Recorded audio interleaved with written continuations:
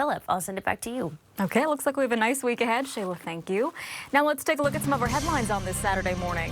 The man caught on camera driving a U-Haul through a demonstration in Westwood is speaking to Eyewitness News for the first time. We'll tell you why he says the incident was all a misunderstanding. Plus, major changes to how LAPD officers handle protests in the future, what they can no longer do when confronting demonstrators. It's almost time for the Los Angeles official Martin Luther King Jr. Day Parade. We sit down with this year's Grand Marshal, Cedric the Entertainer.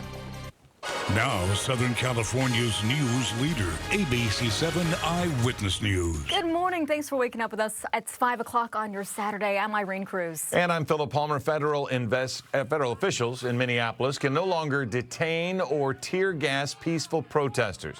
That includes when people are observing the agents during raids. A U.S. district judge made this ruling following multiple clashes between agents and demonstrators. The protests, I should say, escalated after an immigration agent shot and killed Renee Good while she was in her car. When it comes to protests, the LAPD can no longer fire those less lethal foam rounds when confronting groups of protesters. The ruling comes following a years-long lawsuit. Eyewitness News reporter Leanne Suter tells us what this means for LAPD and what law enforcement is saying about the change. The LAPD under fire for using less lethal foam rounds to control crowds. A federal judge finding the department in contempt of a previous ruling limiting the use of 40mm munitions and now ordering a ban on their use as a crowd control tool. The less lethal weapon is often used by law enforcement when dealing with large, unruly groups. It provides a means or a mechanism that the police or law enforcement can intervene at a distance and hopefully not cause death or any serious injury. According to the order, during protests last summer against immigration enforcement, numerous people were hurt, including several shot in the head and groin. The judge writing that LAPD officers fired at protesters who did not pose an immediate threat and did not provide warnings before firing and hit protesters in restricted areas of the body. The ruling stems from a lawsuit filed by Black Lives Matter in 2020, citing officers used the weapon indiscriminately against protesters following the murder of George Floyd. The order likely now changing the department's crowd control strategy. How are we going to intervene on that mob of people that's doing some stuff that we would normally be able to intervene and prevent it and stop it with the 40mm, but now we don't have that. So how are we going to adjust our tactics to deal with that? Leanne Suter, ABC 7 Eyewitness News. The U.S. is reportedly expected to send additional military assets to the Middle East in the coming weeks amid heightened tensions in the region.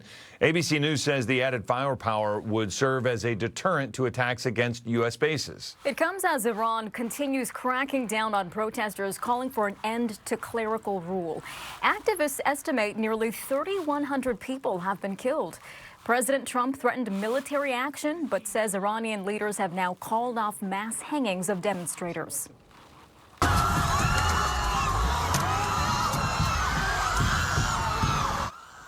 Here at home, we're hearing from the man accused of driving a U-Haul through a demonstration in Westwood against Iran's government. Video from Sunday afternoon shows protesters surrounding the truck after the incident, and police later took the driver away. But he tells us this was all a misunderstanding. I had no intention to hurt anybody because the people who supported me and with LAPD, they tried to open a clear path. The small minority of pro-Shah group were the only one attacked me and they were not agree. He did a terrible decision by coming with an unlicensed truck into the crowd and smashing people. The driver was arrested for reckless driving. Another rally against the Iranian regime is set for tomorrow in downtown L.A., and another one will be held Tuesday at the Irvine Civic Center. Happening today, the San Gabriel Valley will honor the lives lost during a Lunar New Year's Eve celebration 3 years ago. Monterey Park will host a Resiliency Day event at Barnes Park from 10 to 2 p.m. It's slated to bring the community together to remember the 11 people killed and 9 injured on January 21st, 2023 at the Star Ballroom Dance Studio. The free event will have live performances, including meditative poetry, writing, and music therapy.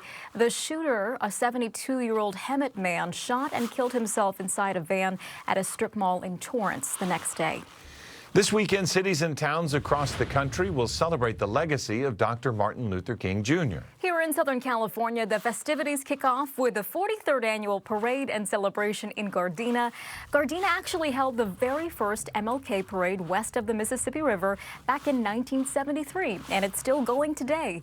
This year's Grand Marshal is Compton native Brandon Jennings, who helped the city of Gardena remodel Rowley Gym for the community. Comedian and actress Tiffany Haddish will be the celebrity Grand Marshal.